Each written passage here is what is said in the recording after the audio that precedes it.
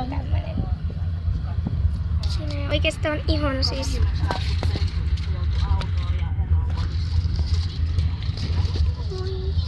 Nyt se teki pieni semmoinen. Joo, varmasti on. Se todennäköisesti koko ensi yön niin. Ei hätää, kun sä pääset uuteen kotiin. No niin, Seppe. Kattokaa nyt sitä niin ihanaa.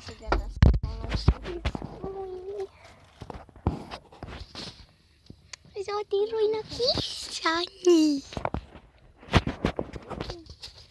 Se on päässyt.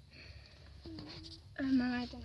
Se on toinen silmä hiukan pienempi kuin toinen. Me nähtiin yksi koira, jolla on näin pienet silmät, ton kokoiset. Voi vitsi, joo. No. Joo, eli me saatiin kissa. Moikka.